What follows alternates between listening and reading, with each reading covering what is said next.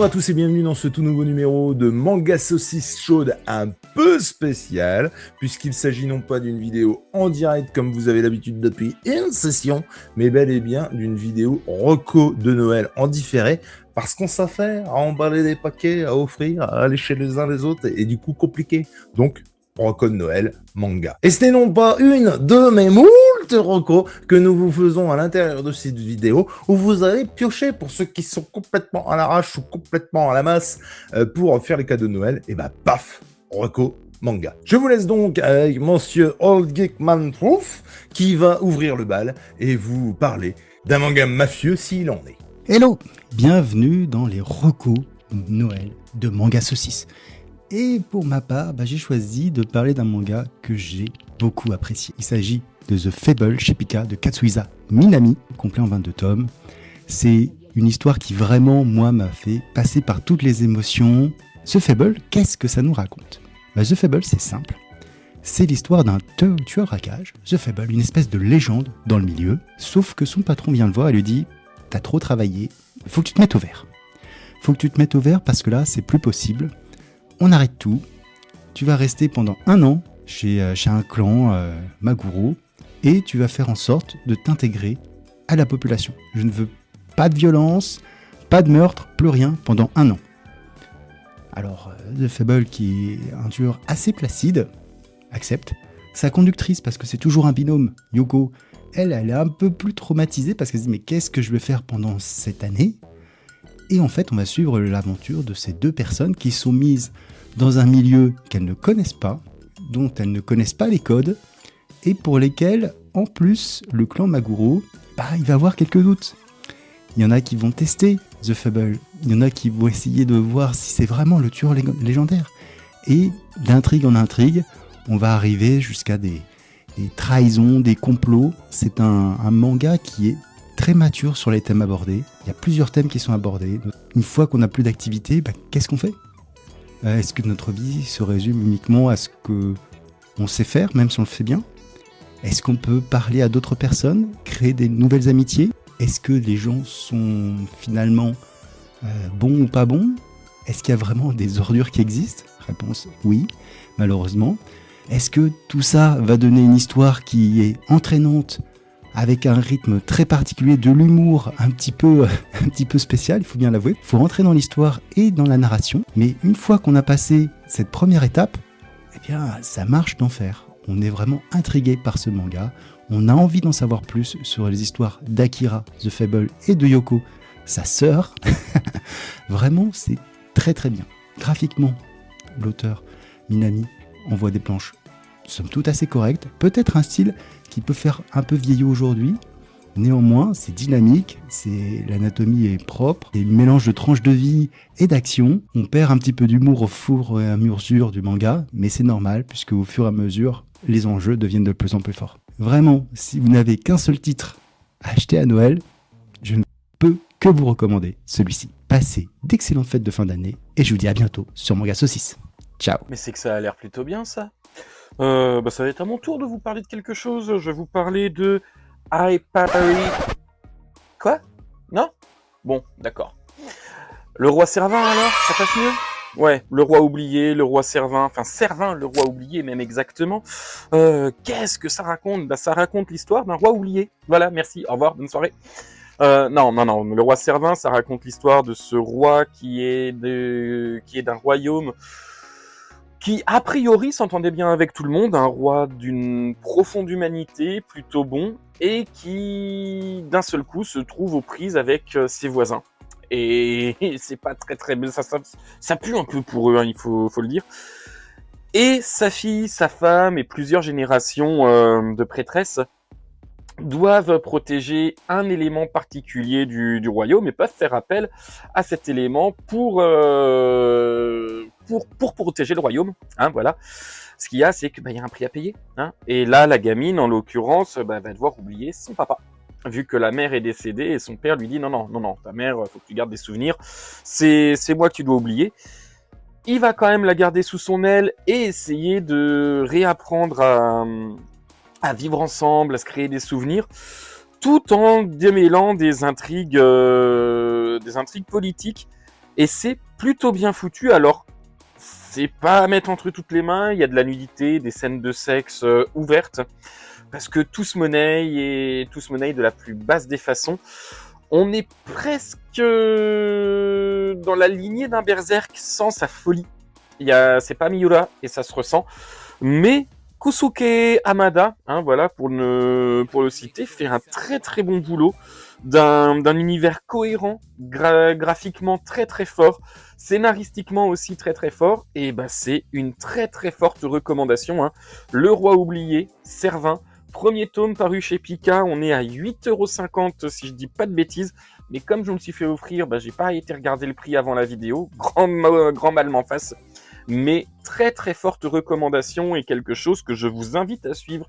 Alors on n'est pas vraiment dans l'esprit de Noël, mais de temps en temps, quelque chose d'un petit peu plus sanglant, un petit peu plus violent, ça peut être bien aussi, quand bien même il n'y a pas de la tripaille non plus à foison, comme dans un Berserk. Voilà, je laisse la main aux copains, et puis j'espère que cette reco vous a plu. Ciao ciao. Oh là là là là, que de belles sélections jusqu'à présent, n'est-ce pas?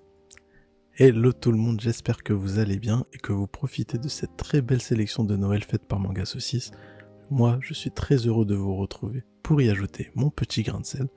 Et si on ajoutait un peu plus de douceur dans cette sélection, quelque chose de chill, quelque chose de feel good, on va parler d'un manga tranche de vie. Moi, ce que je vous propose, c'est River and Café. C'est écrit et scénarisé par Akio Tanaka, qu'on connaît notamment pour le manga Coq de combat. C'est édité par Shiba Edition. On compte actuellement 5 tomes et on va partir sur une série courte puisqu'elle se terminera en 9. Dans River and Café, on va suivre l'histoire de Saki, une jeune lycéenne qui habite la ville d'Ishinomaki au Japon et qui n'a pas la vie facile puisque lors des tremblements de terre de 2011, elle va simplement tout perdre. Elle va perdre sa famille, sa maison, ses affaires, et en plus de cela, depuis quelques années, elle commence à subir du harcèlement à l'école suite à une phrase qu'elle a malencontreusement dit au mauvais moment. D'ailleurs, c'est lors d'un soir d'été pendant un festival, alors qu'elle commençait à se faire harceler par une bande de garçons, qu'elle va se faire sauver par un homme assez mystérieux et qui est l'heureux propriétaire d'un café tout aussi étrange, le River and Café. Elle va commencer à y aller une première fois, pour y faire connaissance justement du propriétaire et de son chien Kotaro, et puis elle va commencer à y aller une deuxième fois, et une troisième fois, ainsi de suite, et elle va se rendre compte qu'elle prend du plaisir à y aller.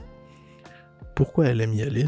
Tout simplement parce que là-bas, elle va commencer à interagir avec le propriétaire, mais aussi avec tous ses clients, tous ses habitués qui, le temps d'un café, vont lui raconter leurs aventures, leurs mésaventures, leurs joies et leurs peines.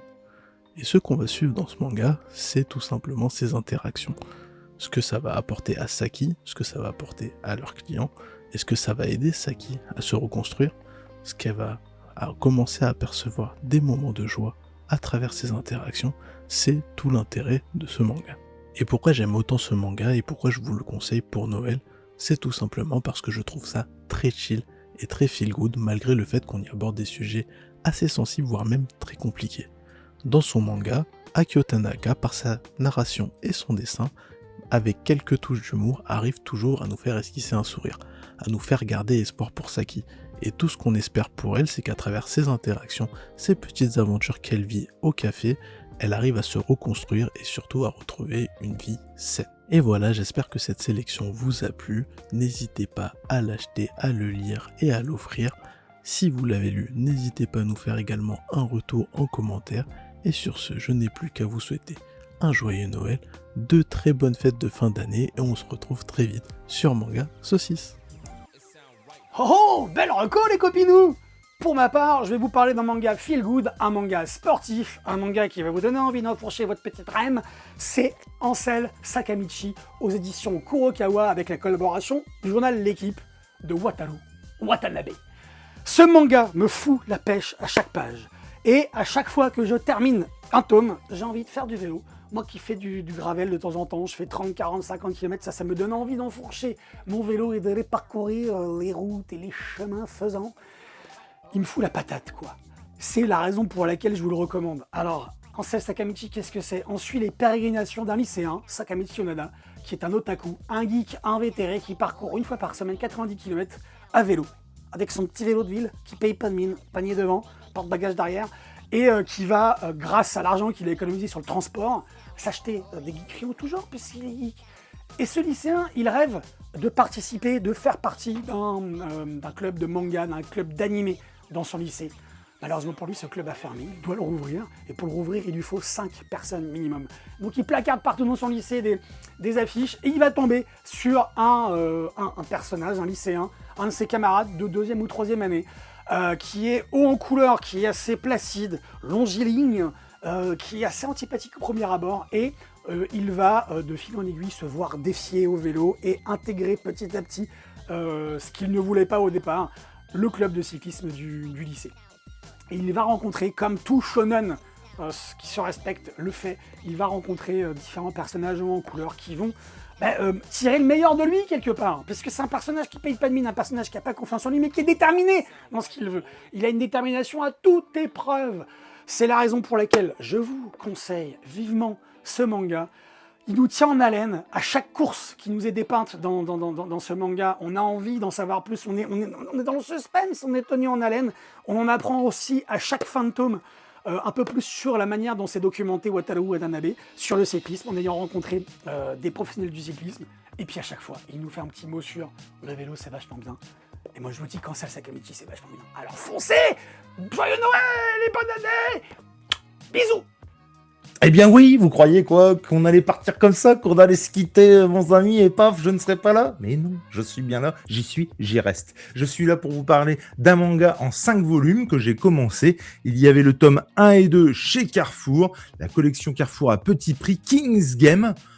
J'y suis allé, on va pas se mentir, pour le prix. Et mon Dieu, je suis très très fan de Lost et autres mystères où on se demande qu'est-ce qui se passe, mais qu'est-ce que c'est, mais pourquoi. On se retrouve, qu'est-ce que ça dit? Qu'est-ce que ça se dit? C'est l'histoire de Nobuaki Kanazawa qui reçoit un jour un petit SMS se prétendant, j'ai envie de dire, roi du jeu, d'où le titre. Hein. Vous vous doutez bien que c'est pas un hasard. Et ben, en gros, il donne un gage, un ultimatum, voilà. Et quelqu'un, un couple, un duo, devrais-je dire, puisque ce n'est pas encore un couple, de l'assemblée, des élèves, va devoir s'embrasser. Alors, vous allez me dire, c'est un petit jeu à la con, c'est anodin, et bref, il arrivera malheur à l'un d'eux si le gage n'est pas respecté. Et paf, le lendemain, il meurt. S'ensuit tout un parcours, j'ai envie de dire, de jeu malsain où on impose aux gens de faire quelque chose, et si ça le fait pas, il y a la mort à la clé. Bref, on se pose la question, est-ce que l'ultimatomiste est dans la classe? Est-ce qu'il les regarde? Est-ce qu'il pose les ultimatums? Comment ça marche? Quoi qu'est-ce, je n'ai pas encore toutes les réponses, mais c'est assez prenant. Comme je vous le disais, j'ai eu ce tome-là à pas cher, à Carrefour, aux éditions Kiyun. C'est disponible en 5 tomes, c'est 7,95€ si je ne m'abuse. Et bref, j'ai très très hâte de savoir la fin, donc il fallait que je partage ça avec vous. Et puis, ruez-vous sur ce tome ou sur les autres, mais très très hâte de savoir la fin. On va pas se mentir, il y a de grandes chances que je sois déçu. Parce que forcément, ton cerveau est en ébullition et tu penses à plein de trucs possibles ou pas possibles. Dans ces cas-là, c'est forcément déceptif. Mais j'ai très très hâte de voir si ça tient le coup ou pas. En attendant, je vous fais de gros bisous. Je vous laisse avec un copain qui va lui-même vous faire une reco. Et puis à très bientôt. Ciao. Hey, superbe recommandation. Hello à tous, c'est Archaïm. Et pour ma part, je vais vous parler d'un titre qui est ressorti il n'y a pas si longtemps que ça dans une superbe édition qui s'appelle Édition Grimoire. Je veux bien entendu parler de L'Atelier des Sorciers, disponible chez Pika Édition. Regardez-moi ce sublime bouquin. Comme il est beau, en hardcover. C'est donc une réédition d'un superbe manga qui est disponible actuellement en plus d'une dizaine de tomes chez Pika et qui continue sa publication. Pour cette édition Grimoire, dans chacun des volumes, on va retrouver 2 tomes qui vont comporter celui-ci, avec à la fin un petit cahier graphique, une sorte de mini-artbook. Alors pour moi, c'est le cadeau idéal car c'est un très bel objet à déposer sous le sapin. En plus, quand on en a plusieurs, voilà, ça donne plutôt pas mal. La fabrication est très très jolie. Et maintenant, je vais vous expliquer pourquoi il faut offrir ce manga comme cadeau à Noël et surtout l'histoire. L'Atelier des Sorciers a un univers qui est immédiatement accrocheur. Ici, la magie ne vient pas d'un don mystérieux, mais du dessin. Chaque sort est tracé, pensé, exécuté avec précision, comme un vrai artisanat. Rien que cette idée, elle change complètement la façon dont on perçoit la magie. Dans ce manga, on suit Coco, une jeune fille tout à fait ordinaire qui découvre que la magie est accessible, mais qu'elle a des règles, des limites et surtout des conséquences. Et c'est là que la série devient vraiment intéressante. C'est pas juste un récit fantastique, c'est une histoire sur l'apprentissage, la transmission et surtout la responsabilité. Visuellement, c'est une claque. Le travail de Kamome Shirahama est d'une finesse incroyable. Chaque page est détaillée, lisible, expressive, et il y a cette sensation constante d'émerveillement, sans jamais perdre en clarté. Ce qui rend l'atelier des sorciers si fort, c'est son accessibilité. Que vous soyez fan de manga ou non, l'histoire fonctionne immédiatement. On entre facilement dans cet univers et très vite, on a envie de tourner les pages et de découvrir la suite. C'est une série douce en apparence, mais beaucoup plus profonde qu'elle n'en a l'air. Et clairement, si vous cherchez une œuvre magique, intelligente et magnifique, l'Atelier des sorciers est un incontournable. Voilà, vous avez eu tous mes arguments du pourquoi il faut offrir et lire, même pour vous, l'Atelier des sorciers. Graphiquement magnifique, une histoire excellente, et surtout, de superbes bouquins. Regardez-moi ça comme c'est pas beau. En tout cas, moi je vous souhaite d'ores et déjà un joyeux Noël, une très bonne année, et j'ai très hâte qu'on se retrouve l'année prochaine sur Manga Saucisse. Et maintenant, je vais laisser la place à mes collègues. Ciao. Eh bien voilà, c'est tout pour nous. On espère que vous avez passé un bon moment en notre compagnie, que vous allez passer de joyeuses fêtes. On vous souhaite d'avance une bonne année et on se retrouve en 2026 pour parler manga sur Manga Saucisse. Manga Saucisse Show!